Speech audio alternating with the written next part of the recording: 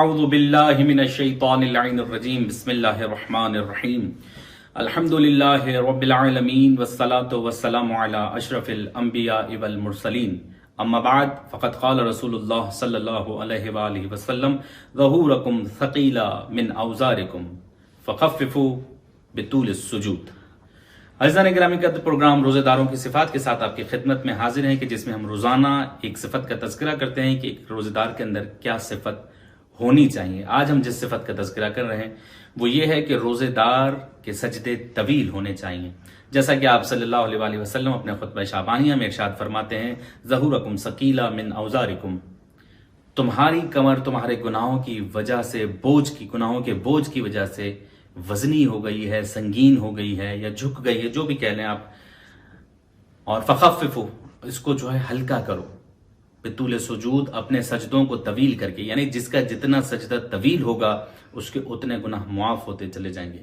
عزیزان گرامی قدر، یہ عبادت کا مہینہ ہے، اللہ کے سامنے راز و نیاز کرنے کا۔ ویسے تو پوری زندگی اللہ کے سامنے راز و نیاز کریں، لیکن یہ خاص مہینہ اللہ کے ساتھ مخصوص ہے کہ جس کے اندر ہم اللہ کے ساتھ راز و نیاز کرتے ہیں۔ تو اس مہینے میں آپ صلی اللہ علیہ وآلہ وسلم فرماتے ہیں کہ اپنے گناہوں کا اپنی کمر کے اوپر سے بوجھ ہٹا دو، اپنے سجدوں کو طویل کر کے۔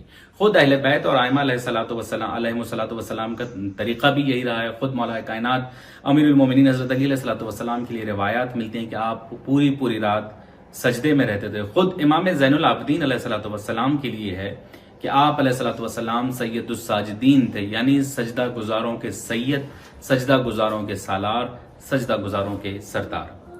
اس کے علاوہ عزیزان گرامی قدر، جب اللہ تعالیٰ نے آدم علیہ الصلوۃ والسلام کو تخلیق فرمایا، اس وقت بھی اللہ نے ملائکہ سے کہا کہ سجدے میں چلے جاؤ، اور پھر تمام تر ملائکہ سجدے میں چلے گئے، کیونکہ اللہ کو اپنی عبادات میں سجدہ بہت زیادہ عزیز ہے۔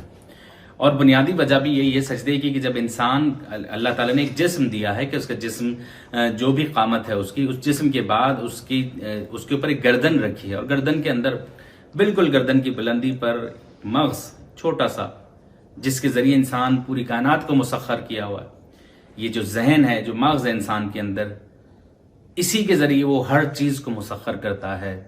اس نے ہواؤں میں اڑنا سیکھ لیا، اس نے پانی میں تیرنا سیکھ لیا، اس نے پانی میں راستے بنانے شروع کر دیے، سب کچھ اس برین کی وجہ سے۔ اور پروردگار عالم کے سامنے جب جھکتا ہے تو یہ دماغ جھکتا ہے، یہ سر جھکتا ہے، اسی لیے اللہ کو یہ سجدہ بہت زیادہ محبوب ہے۔ مولا کائنات امیر المومنین حضرت علی علیہ الصلوۃ والسلام ایک دفعہ رسول خدا کی خدمت میں حاضر ہوتے ہیں اور فرماتے ہیں، عرض کرتے ہیں، یا رسول اللہ، مجھے کوئی ایسا عمل بتائیے کہ میں قیامت کے دن آپ کے ساتھ رہوں۔ مجھے کچھ ایسا عمل بتائیے کہ میں اللہ کا محبوب ہو جاؤں۔ مجھے کوئی ایسا عمل بتائیے کہ مجھے شہداء کے برابر ثواب ملے۔ مجھے کچھ ایسا عمل بتائیے کہ میرے مال میں اضافہ ہو جائے۔ آپ صلی اللہ علیہ وآلہ وسلم فرماتے ہیں کہ آپ کے سوال کے جوابات مختلف ہیں۔ اگر اے علی چاہتے ہو کہ تمہارے مال میں اضافہ ہو تو زکوٰۃ نکالو۔ اے علی اگر تم چاہتے ہو کہ اللہ کے محبوب بن جاؤ تو اللہ کی عبادت کرو۔ اے علی اگر تم چاہتے ہو کہ قیامت کے دن میرے ساتھ رہو تو اپنے سجدوں کو طویل کر دو۔ عزیزان گرامی قدر، یہ سجدہ اللہ کو بہت عزیز ہے۔ یہ مہینہ پریکٹس کا، مشق کا مہینہ ہے۔ اور پھر آپ دیکھیے کہ جب کربلا میں جو معرکہ گزرا 10 محرم کو، شام غریبہ آئی، اس وقت حالات ایسے تھے، روایات موجود ہے، حالات ایسے تھے کہ جب سادات کے بیبیوں کے خیمے لوٹے گئے، اس وقت امام زین العابدین کی یہ جو روایت میں آپ کی خدمت میں پیش کر رہا ہوں کہ اس وقت زمین پہ زلزلہ تھا، آسمان بالکل سرخ ہو گیا تھا۔ امام زین العابدین علیہ الصلوۃ والسلام جناب زینب سلام اللہ علیہ سے فرماتے ہیں کہ پھپھی اماں، آپ بچوں کو سنبھالیے، میں زمین کے زلزلے کو ان سجدوں کی مدد سے سنبھالتا ہوں۔ خود زندان شام میں بھی جناب زینب سلام اللہ علیہ نے سجدے کیے، اور صرف سجدے نہیں، طویل سجدے کیے۔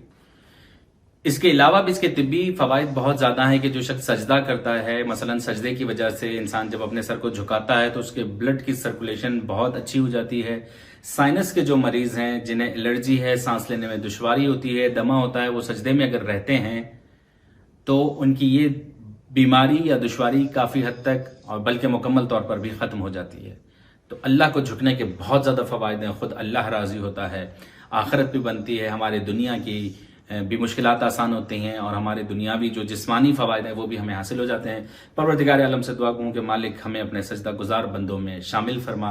والسلام علیکم ورحمۃ اللہ وبرکاتہ۔ اللهم صل على محمد